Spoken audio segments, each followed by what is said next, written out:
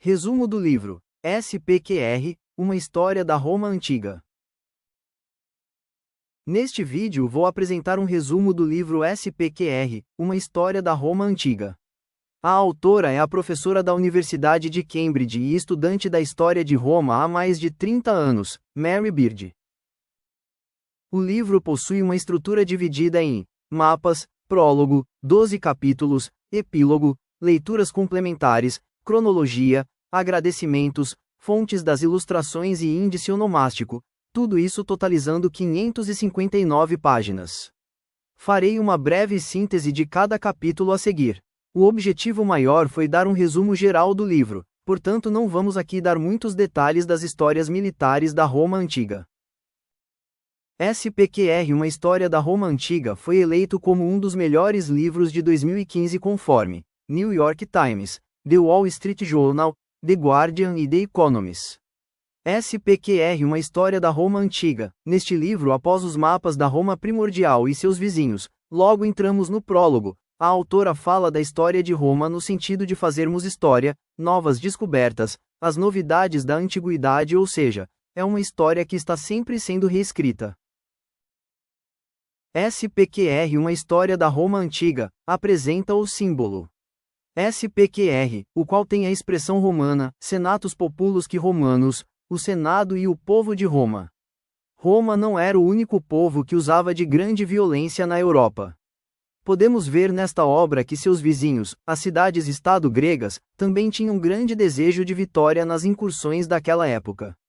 Apesar de ser um tempo de grande destaque mundial e interesse por historiadores, desde que Roma se expandiu no século IV a.C., não existem relatos escritos por romanos desse período. O melhor momento de Cícero é o primeiro capítulo do livro relatando a partir de 63 a.C., ou seja, mais de 600 anos após a fundação da cidade, a história de uma revolução terrorista que estava em curso para destruir a cidade. De um lado Lúcio Sérgio Catilina, aristocrata falido que queria assassinar as autoridades eleitas de Roma e desta forma abolir todas as dívidas tanto dos ricos quanto dos pobres. Do outro lado Marco Túlio Cícero, famoso orador e além de outros títulos, se gabava por ter descoberto o plano de Catilina e assim por dizer, salvado o Estado. É contado em detalhes esta história muito famosa entre os romanos, a conspiração de Catilina. A conspiração de Catilina continua como debate entre os romanos. Será que Catilina era tão perverso? Ou teria algo a seu favor que tentaria justificar suas ações? A conspiração de Catilina nos conta variadas histórias e nos permite conhecer a vida política romana do século I a.C. Podemos dizer também que é através dos escritos de Cícero que podemos ver o mundo romano daquela época. Dentre outros aspectos, também relata sobre o Senado que era composto por 600 membros. Nas palavras da autora, todos homens, nenhuma mulher jamais teve cargo político na Roma Antiga. Nesta composição haviam outros cargos como por exemplo o de questor, que seria uma porta de entrada para um assento vitalício no Senado. As reuniões de conselho aos cônsules e expedição de decretos faziam parte da administração do reinado. Primórdios. Primórdios é o segundo capítulo do livro. Conforme a tradição de Roma, no Templo de Júpiter, local onde Cícero discursou contra Catilina no dia 8 de novembro de 63 a.C., esse monumento teria sido construído há 7 séculos antes por Rômulo, o qual é contado pela história como um dos fundadores de Roma. Rômulo teria orado ao deus Júpiter, para o defenderem em uma batalha com os sabinos e se fossem atendidos, construiriam o templo em agradecimento a essa ajuda dos deuses. Esse foi um memorial para dar início então a uma série de construções para fazerem homenagem a essa ajuda divinal. Nesse capítulo a autora fala sobre a história de Rômulo e Remo, a aliança de Roma com outros estados, fratricídio, a escravidão romana em contraste com a Atenas clássica. É citado uma das obras mais famosas e lidas de todos os tempos, Eneida de Virgílio, escrita durante o mandato do primeiro imperador romano Augusto. Há também relatos de escavações antigas, estudo de fósseis e utensílios que tentam dar vida e entender ao máximo o modo de vida e das condições da Roma primordial. Os Reis de Roma. Os Reis de Roma é o terceiro capítulo do livro. Os escritores de Roma dizem que houve uma sequência de 6 monarcas que sucederam Rômulo, sendo ela dominada por reis até o fim do século 6 a.C. Houve a criação das instituições religiosas, os Jogos Circenses, o censo romano entre outros acontecimentos. Nesse período real há muitas histórias e mitos onde pesquisadores com cautela adquirem muitas dúvidas com respeito a esses relatos sobre os reis romanos. Nesse período é criado um sistema de esgoto, a cloaca máxima ou grande dreno, que marca o período de seus últimos reis no século 6 a.C. O fim da monarquia e início da república também traz uma série de mitos para a sua fundação. Com a nova modalidade de governo, os cônsules seriam as autoridades mais importantes da nova república. O Grande Salto Adiante de Roma. O Grande Salto Adiante de Roma é o 4º capítulo do livro. Nessa época havia um exército organizado em legiões, a criação do primeiro aqueduto construído em 312 a.C., que trazia água para a cidade, a construção da primeira grande estrada romana, a Via Épia construída em sua maior parte de cascalho. Haviam vários conflitos sociais entre os patrícios, os que detinham o monopólio do poder político e religioso da cidade, e os plebeus, a massa excluída. São datados fragmentos dessa época como as mais de 80 cláusulas curtas das primeiras leis romanas. Essa coleção é conhecida como as 12 Tábuas. Nas palavras da autora, em 494 a.C., atormentados por dívidas, os plebeus fizeram a primeira de várias passeatas pela cidade, uma combinação de motim e greve, para forçar os patrícios a aceitarem as reformas. A primeira reforma em 494 a.C. foi a nomeação de representantes oficiais, conhecidos como tribunos do povo, tribuni plebis, para defender os interesses dos plebeus. Depois criou-se uma assembleia especial, exclusivamente para plebeus. Um Mundo Maior. Um Mundo Maior é o 5º capítulo do livro. Cipião Africano quem garantiu a derrota final de Aníbal no norte da África, na Batalha de Zama em 202 a.C. A família Cipião foi muito conhecida na história romana e foram atores muito importantes nas campanhas militares que obtiveram grande êxito da República Romana para controlar todo o Mediterrâneo e ainda outros territórios. Aqui podemos ver já a primeira guerra ultramar enfrentada pelos romanos contra o governo de Pirros, um reino do norte da Grécia. Aconteceram as Guerras Púnicas, batalha entre romanos e cartagineses, de 264 a 146 a.C. Na vitória contra a Macedônia conseguiram muitas riquezas, eram trazidos do Oriente carrinhos de mão cheios de ouro. Foram feitas novas instalações no porto, construção de novos templos em 167 a.C. Roma se tornou um estado livre de impostos graças aos tesouros guardados. A Batalha de Canas, 216 a.C. é muito estudada por generais, especialistas e historiadores no mundo moderno. Os cônsules tinham todo o controle militar. O Senado, em uma forma aristocrática, cuidava das finanças e outras delegações.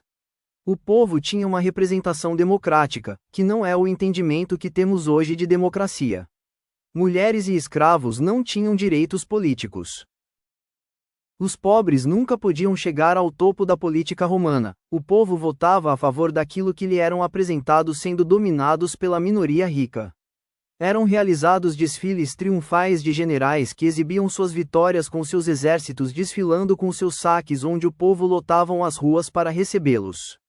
Os retratos romanos, esculturas, do século II e I a.C. mostram rostos envelhecidos, uma forma, idealizada, de visão romana em contraste com a jovialidade das esculturas gregas eram um dos pontos de choque cultural que se ligavam e ao mesmo tempo opostas.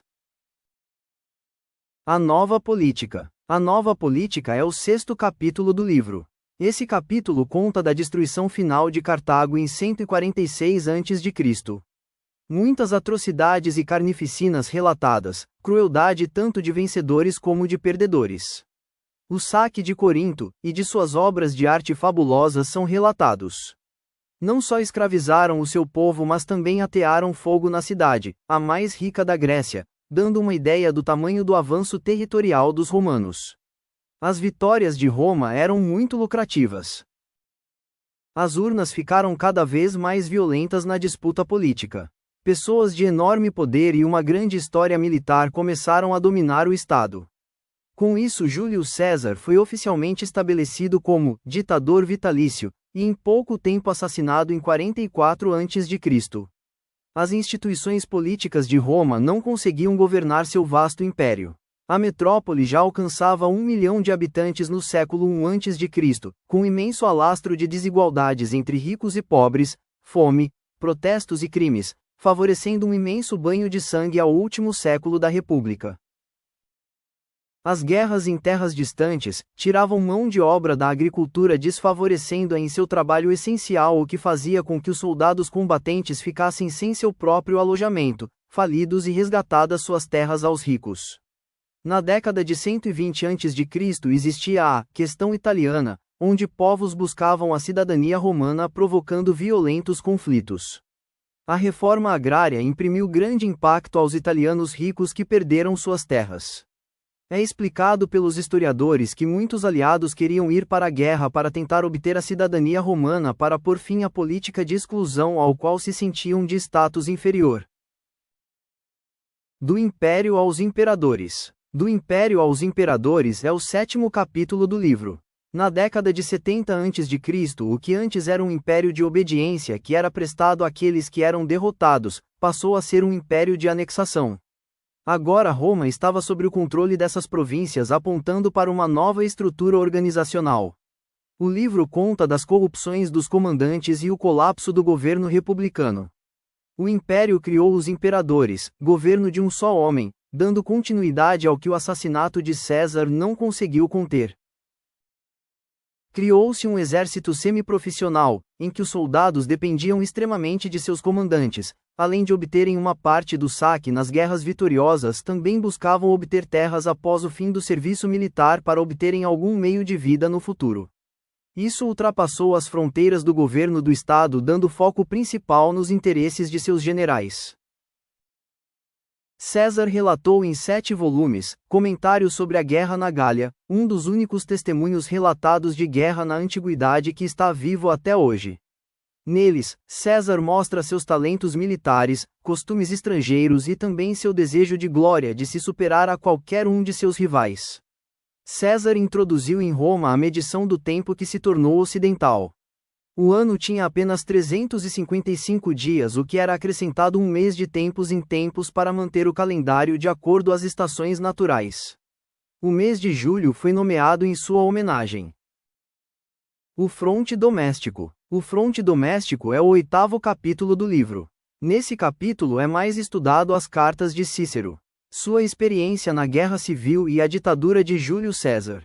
Cícero decidiu tomar posição na Guerra Civil e ficar ao lado de Pompeu, cônsul apoiador da República e contra o poder independente de César. É destacado o outro lado da Guerra Civil, como por exemplo o casamento romano. As noivas tinham o costume de vestir amarelo, o dote que o pai da noiva oferecia, etc. O principal propósito do casamento romano era a produção de filhos legítimos. Em geral, as mulheres romanas eram mais independentes que as mulheres do mundo grego e orientais. Havia um contraste com Atenas, onde as mulheres ricas viviam isoladas, longe dos pobres e da vida social. A mulher não assumia o nome do marido, não podiam decidir se iriam se casar ou negar o casamento, não haviam solteironas e a regra era que toda mulher devia casar, o que tornava bem comum isso acontecer por volta dos seus 14 anos de idade.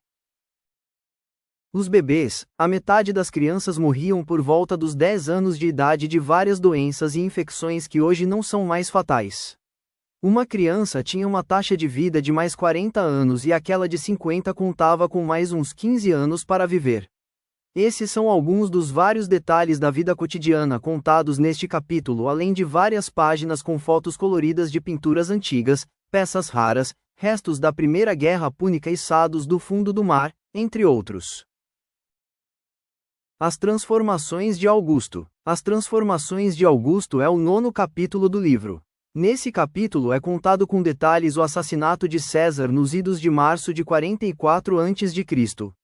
César não tinha filho legítimo reconhecido e já havia indicado como seu herdeiro seu sobrinho neto Caio Otávio, Gaius Octavius.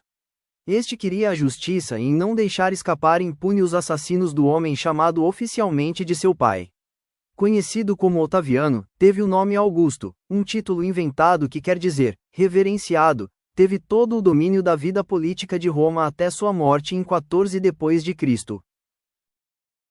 Augusto foi o primeiro imperador que mais tempo ocupou o posto de governante que por mais tempo serviu em toda a história de Roma.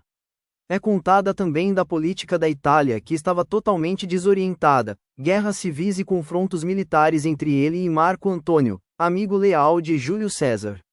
Nas palavras da autora, quem iria governar o mundo romano? Seria Otaviano ou Marco Antônio, com Cleópatra ao seu lado? O Res Gestae é uma narrativa do próprio Augusto que fala de sua carreira no mundo romano. 14 Imperadores. 14 Imperadores é o 10º capítulo do livro. A seguir é contada a história dos 14 imperadores que seguem a morte de Augusto. Nas palavras da autora, é difícil imaginar a história romana sem Nero, tocando violino enquanto Roma ardia, mais precisamente, tocando irresponsavelmente sua lira enquanto a cidade era destruída por um grande incêndio em 64 d.C. Aqui é citado também a obra de Suetônio, Os 12 Imperadores, que expõe as anedotas do tempo, hábitos alimentares, estilo de vestir, entre outras curiosidades. Nesse período de 1492 d.C. houveram mudanças e amplitude dos palácios imperiais, crescimento da equipe administrativa e infraestrutura e exuberância de luxo e extravagância dos imperadores. As forças de segurança chamadas de Guarda Pretoriana foram muito importantes para influenciar na sucessão imperial, já que não era possível manter o trono se os soldados fossem oposição. Existia também a questão de como o Senado devia operar baixo uma autocracia. Segue relatados de execução de senadores, familiares, outras atrocidades, além de várias histórias de senadores ridicularizados e aterrorizados de várias maneiras.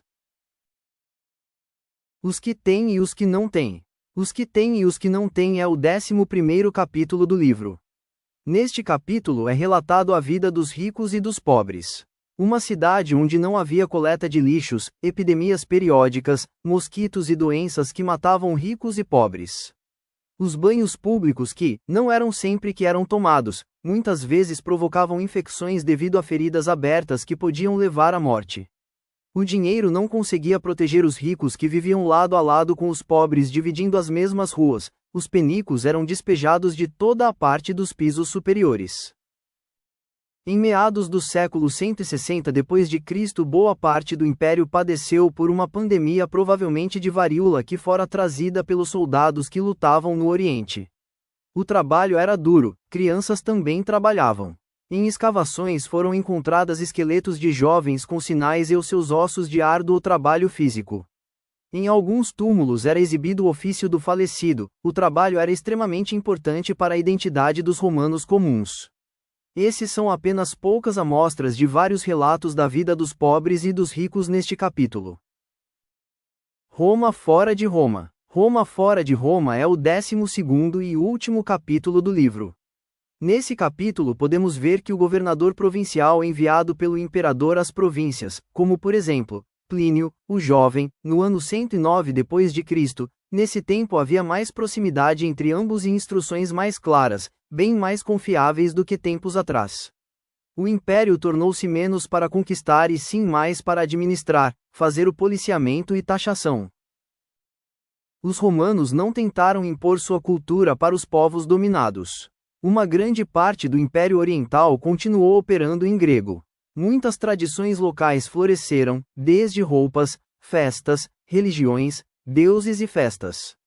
Um império com mais de 50 milhões de pessoas não tinha suficiente mão de obra para impor nenhuma norma desse tipo.